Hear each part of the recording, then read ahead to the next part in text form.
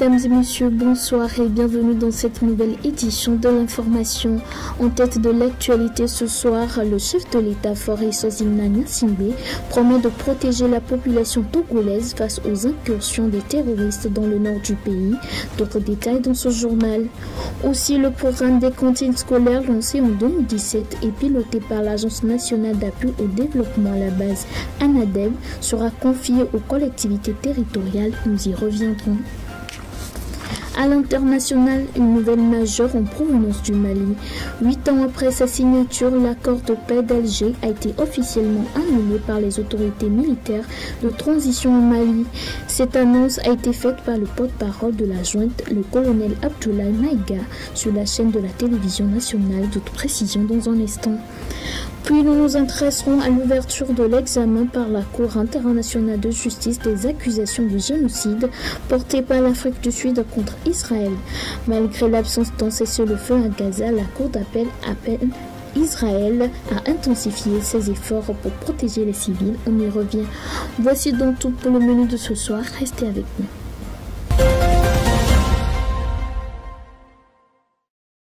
Bienvenue si vous nous rejoignez. Si Mandjouri n'est pas en paix, le Togo n'est pas en paix, nous ferons tout pour vous protéger. C'est la promesse du chef de l'État Faure Sozimna Gnassingbé à la population des savanes et à l'ensemble des Togolais face aux incursions des terroristes dans le nord du pays. Le récit de Bernard Kevin. Depuis 2021, le Togo est à l'épreuve de la menace terroriste. La région des savanes, frontalière aux régions de l'Est et du centre-Est du Burkina Faso, connaît une recrudescence d'attaques attribuées à des groupes extrémistes violents actifs au Sahel. Face à la menace, le gouvernement, les forces de l'ordre et de sécurité se battent nuit et jour pour éviter que les assaillants s'installent sur le territoire togolais. C'est dans cette lignée que le chef de l'État, dans un déplacement effectué dans la préfecture de Senkassé et du Grand Bendial le dimanche dernier, a salué la bravoure et le professionnalisme des forces de défense et de sécurité déployées dans la région dans le cadre de l'opération Koundjouaré. Selon Faure Gnassingbé, c'est ensemble que les Togolais vont préserver la paix et la sécurité dans les savanes. Par ailleurs, le numéro 1 togolais réaffirme à l'endroit des populations de la localité son engagement à poursuivre la dynamique des projets engagés, notamment dans le cadre du programme d'urgence pour la région des savanes. Lancé depuis 2017 et piloté par l'Agence nationale d'appui au développement à la base ANADEB, le programme des cantines scolaires sera bientôt confié aux collectivités territoriales. L'objectif reste le même, il vise à lutter contre la malnutrition chez les enfants et améliorer le taux de fréquentation scolaire. L'alimentation scolaire est un excellent moyen de rétention et d'augmentation du taux de réussite. C'est pour cette raison que depuis 2017, le Togo a mis en œuvre les cantines scolaires dans les écoles primaires publiques. Ceci est une sous-composante du projet de filets sociaux et services de base piloté par l'Agence nationale d'appui au développement à la base ANADEB. Mais désormais, ANADEB va commencer par passer la main aux collectivités locales. Ainsi, 3 communes sur les 117 que compte le Togo ont été désignées dans la région des Plateaux pour expérimenter en phase pilote ce transfert de gestion. Il s'agit en effet des communes Est Mono 2, Akebou 1 et Anié 1. Rappelons que le programme des cantines scolaires vise à lutter contre la malnutrition chez les enfants. Au titre de l'année scolaire 2021-2022, les cantines scolaires ont touché 1121 écoles primaires publiques avec plus de 17 millions de repas chauds offerts aux enfants.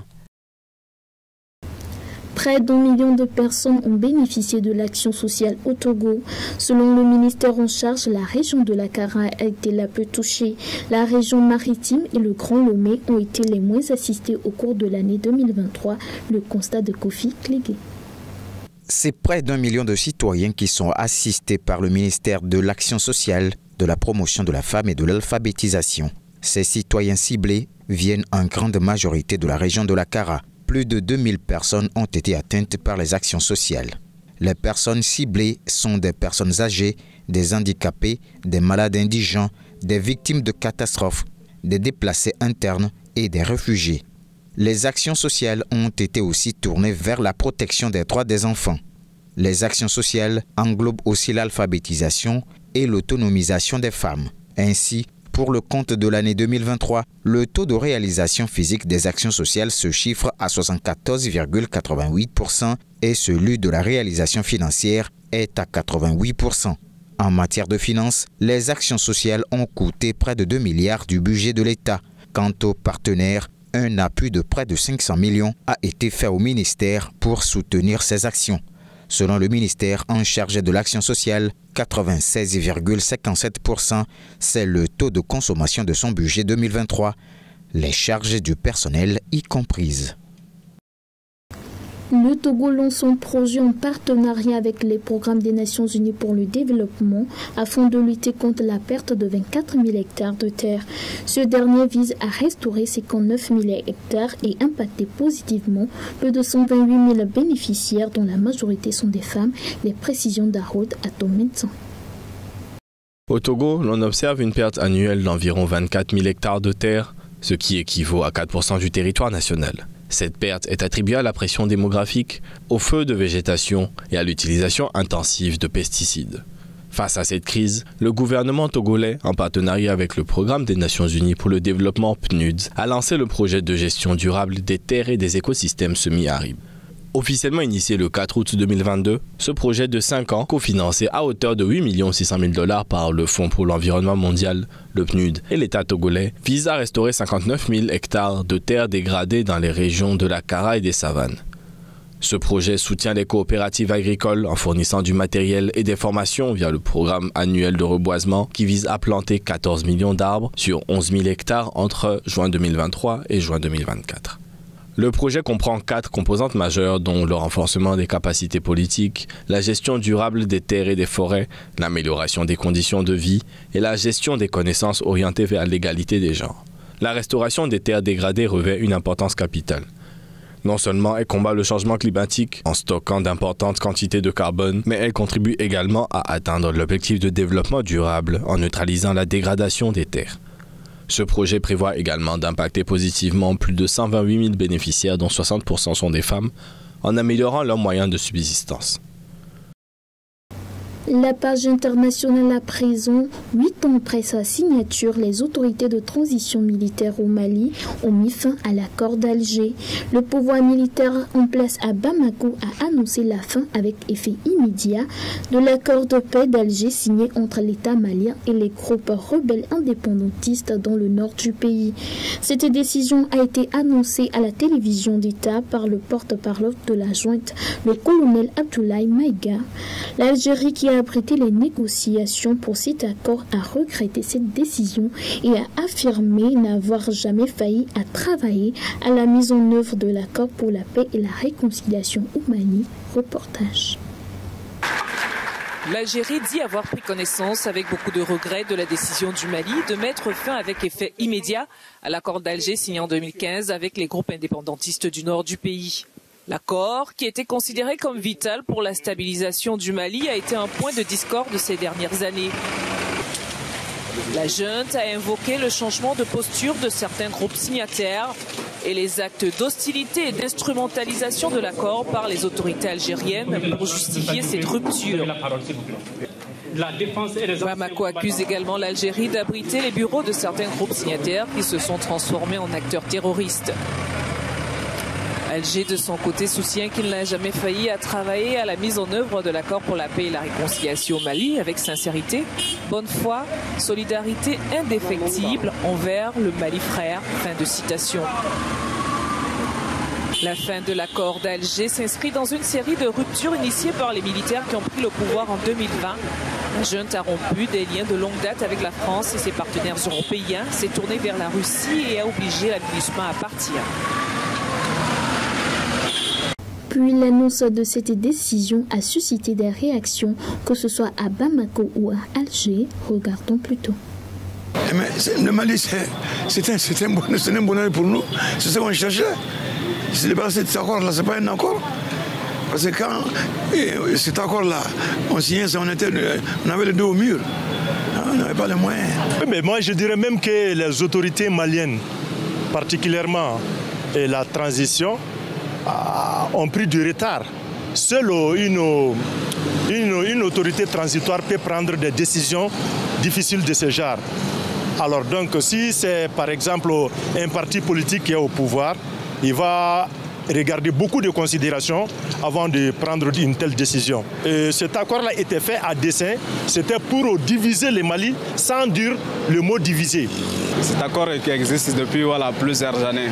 Et malheureusement, nous n'avons pas vu l'intérêt et puis l'avantage que cet accord a accordé sur la sécurité de notre pays.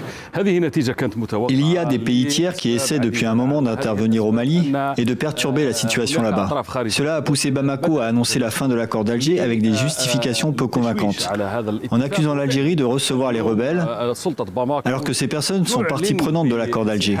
Je pense que cette décision a été voulue par des parties étrangères qui se sont mêlées de la situation au Mali et ont cherché à torpiller l'accord de paix.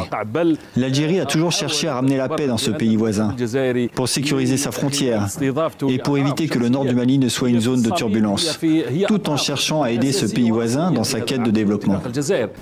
À la haie, l'examen des allégations de génocide formulées par l'Afrique du Sud contre Israël a été lancé par la Cour internationale de justice qui n'a pas imposé un cessez-le-feu à Gaza, mais a demandé à Israël de renforcer la protection des civils. La Cour internationale de justice a entamé vendredi l'examen des accusations de génocide portées contre Israël par l'Afrique du Sud.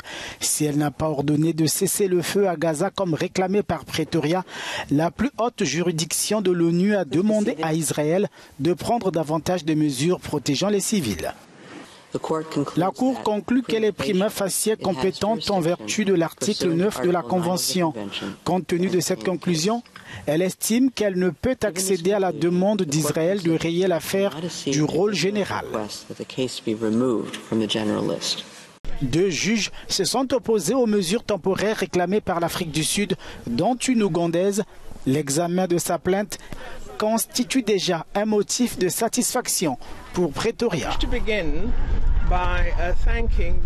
Je tiens tout d'abord à remercier les juges de la Cour internationale de justice d'avoir traité cette affaire avec célérité, compte tenu de l'urgence qu'il y a à protéger des civils innocents en Palestine.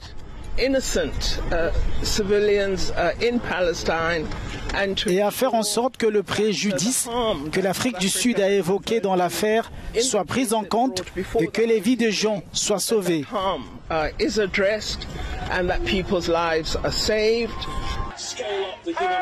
Le Premier ministre israélien a qualifié vendredi la plainte sud-africaine de fantaisiste et a promis de poursuivre la guerre contre le Hamas.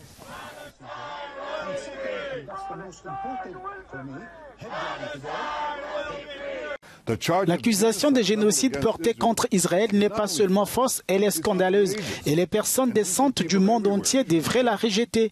Notre guerre est contre les terroristes du Hamas, pas contre les civils palestiniens.